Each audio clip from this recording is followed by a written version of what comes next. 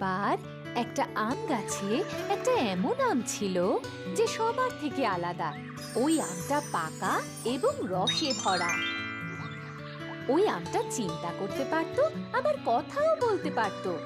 একদিন আমটা ভাবলো, একটা কাজ করি, গ্রামের আশেপাশে ঘুরে আসি, একটু মজা করে আসি। সবাই আমায় দেখে একেবারে অবাক হয়ে যাবে। আমটা গাছ থেকে নিচে পড়ার পরে গড়িয়ে গড়িয়ে এগোতে থাকলো। খরগোশের দেখা পেল। আরে দাঁড়াও, আমি তোমাকে খেতে চাই।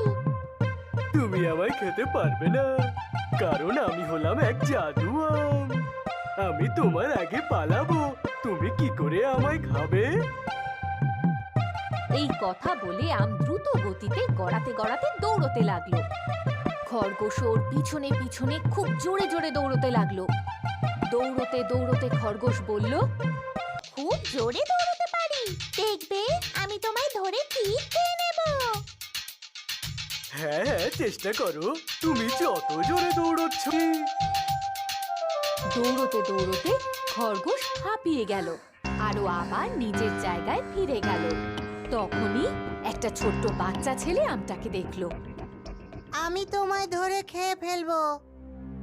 তুমি আমায় খেতে পারবে না, কারণ আমি হলাম এক জাদু আম। আমি তোমার আগে পালাবো, তুমি কি করে আমায় খাবে? আম খুব দ্রুত গতিতে দৌড়তে থাকলো আর ওই ছোট্ট বাচ্চাটা ওর পিছনে দৌড়তে লাগলো। তখনই একজন মহিলা এলো আর বলল, কি সুন্দর দেখতে আমটা, আমি এখন এটাকে ধরে খাবো। তুমি আমায় খেতে পারবে না, কারণ আমি হলাম এক জাদু আম। আমি তোমার আগে পালাবো, তুমি কি করে আমায় খাবে? তখনই একজন শিকারী এলো আর আমিও এই আমটাকে খেতে চাই। তুমি আমায় খেতে পারবে না, কারণ আমি হলাম এক জাদু আম। আমি তোমার আগে পালাবো, তুমি কি করে আমায় খাবে?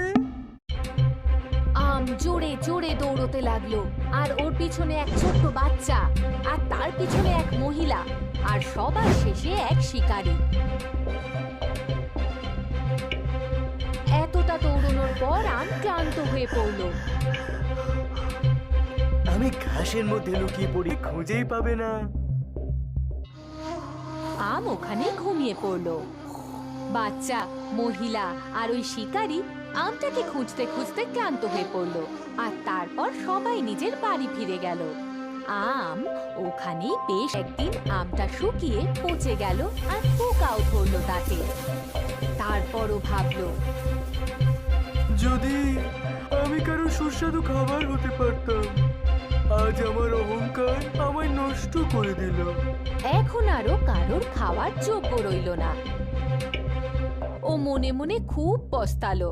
নিজের জাদু শক্তির অহংকারে ওখানেই ও নিজের সৌন্দর্যের জন্য অহংকার করার ফল ভালো হয় না।